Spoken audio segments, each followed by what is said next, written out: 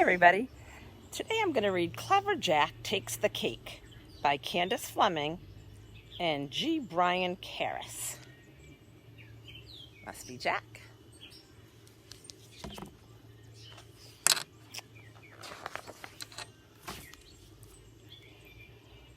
One summer morning long ago, a poor boy named Jack found an invitation slipped beneath his cottage door. It read, "His Majesty the King cordially invites all the children of the realm to the princess's 10th birthday party tomorrow afternoon in the castle courtyard." So it's like everybody that lives in like what we would consider a city is invited. "A party!" exclaimed Jack. "For the princess?"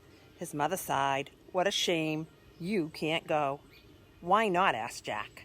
"Because we've nothing fine enough to give her," his mother replied, "and no money to buy a gift." Jack had to admit his mother was right. His pockets were empty except for the matchsticks he always carried. As for their few belongings, a spinning wheel, a threadbare quilt, a pitted axe, what princess would want those? The boy thought for a moment. "Then I will make her something," he declared. "I will make her a cake."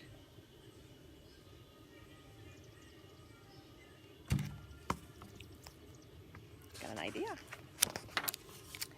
And that morning he traded his axe for 2 bags of sugar and his quilt for a sack of flour. He gave the hen an extra handful of seed in exchange for 2 fresh eggs, and he kissed the cow on the nose for a pail of her sweetest milk. He gathered walnuts, he dipped candles, and in the strawberry patch he searched and searched and searched until he found the reddest, juiciest, most succulent strawberry in the land. "Delicious," said Jack as he plucked it from its stem.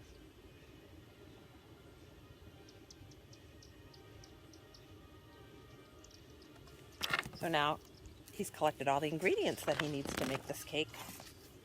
Then he set to work, churning, chopping, blending, and baking. That night, Jack stood back to admire his creation. 2 layers of golden sweet cake, covered in buttery frosting and ringed with 10 tiny candles. Across the cake's top, walnuts spelled out, "Happy Birthday, Princess." And in the very center, in the place of honor, sat the succulent strawberry. "What a fine, fine gift," said Jack's mother. And Jack grinned. Does look pretty good, doesn't it? Early the next morning, with combed hair and clean shirt, Jack set off for the castle, holding the cake proudly before him. Before long he came to a bloom-speckled meadow.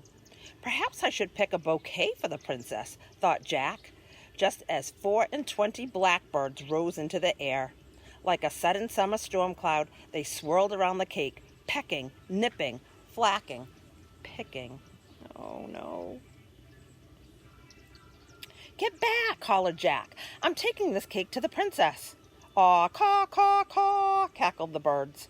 And as quickly as they had come, they were gone, taking with them the walnuts that spelled "Happy Birthday, Princess."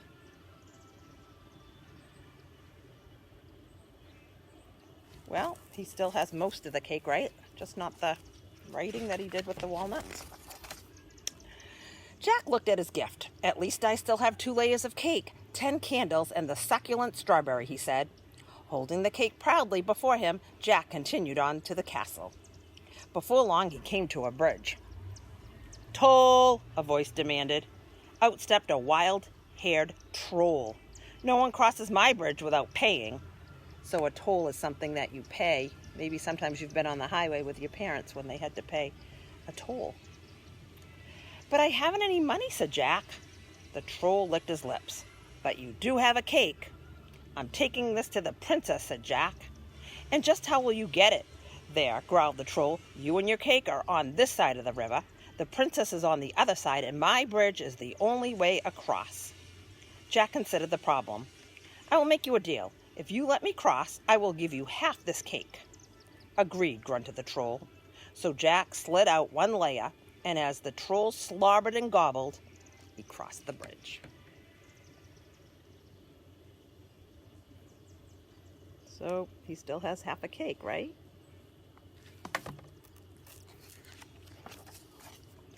On the other side, he looked down at his gift. At least I still have a layer of cake, 10 candles, and the succulent strawberry, he said. Holding the cake proudly before him, Jack continued on to the castle. Before long, he came to the forest. No birds chirped here. No squirrels chittered. As if under a spell, the entire wood lay silent, sleeping.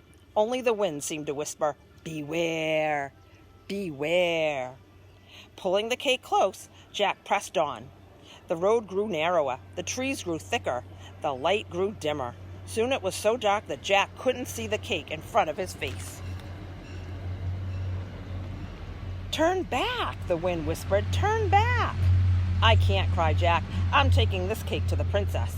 And he reached into his pocket for a matchstick, struck it on his shoe, and he lit one of the 10 candles. So that will help him to see.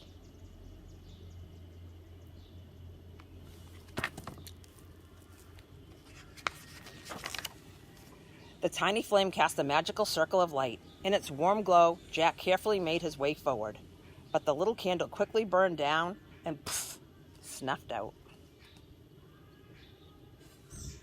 So Jack lit a second candle, but he had not gone much farther before it too snuffed out. So Jack lit a third, then a fourth, then a fifth, until the 10th and final candle flickered, fluttered, sputtered to its end. As it did, the road widened, the trees thinned, and the bright sunlight shone once more. Jack looked down at his gift. "At least I still have a layer of cake and the succulent strawberry," he said.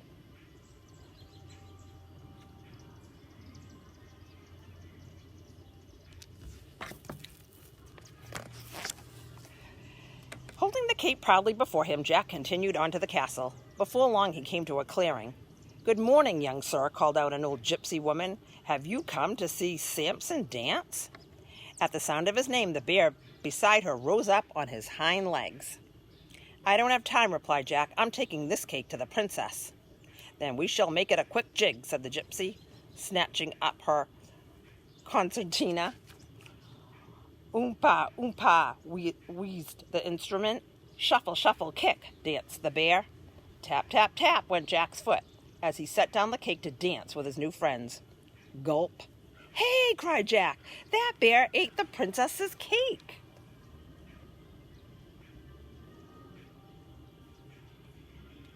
Oh no. What does he have left for that princess? "Patooey!" "But not the strawberry," said the gypsy. "Samson hates fruit." So that's all that Jack has left right now for the princess, right? The strawberry? Jack looked down at his gift, and for several seconds he was unable to speak. Finally he said, "At least I have this, the reddest, juiciest, most succulent strawberry in the land." And holding the strawberry proudly before him, Jack continued on to the castle. Across the drawbridge, through the fortress walls, and there's a sign there, that arrow says party.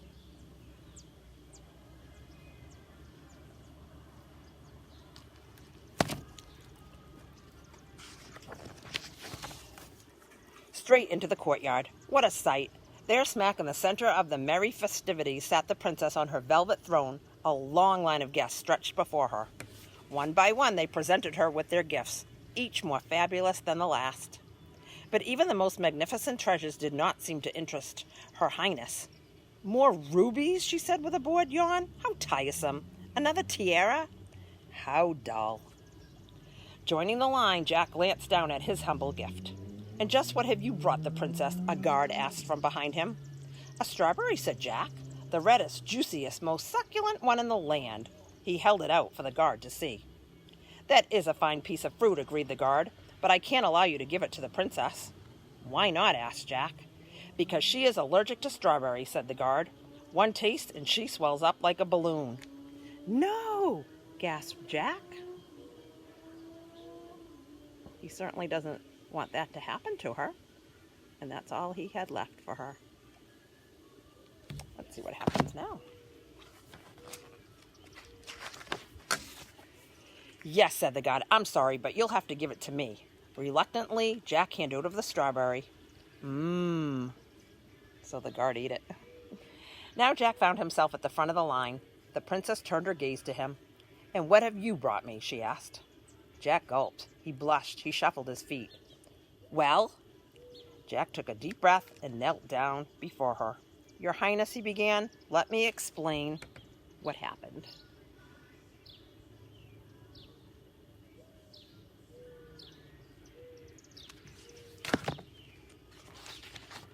And he told the princess about trading for the ingredients to bake a golden sweet cake just for her. He told her about the swirling storm of blackbirds, the wild-haired troll, and the dark, dark wood. He told her about the old gypsy woman and her concertina, and the bear who loved to dance but hated fruit. "And in the end," said Jack, "I still had the succulent strawberry, but—" The boy sighed. "You're allergic to strawberries." He waited for her to yawn. "So the guard ate it," he concluded. Oh, I wonder what she's going to say to this.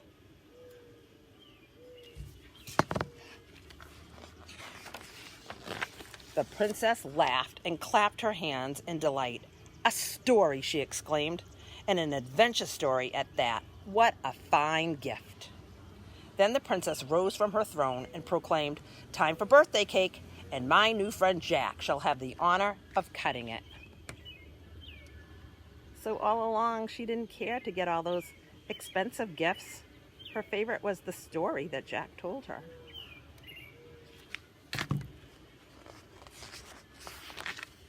And it ends, it looks like she's telling, or he's telling her some more stories.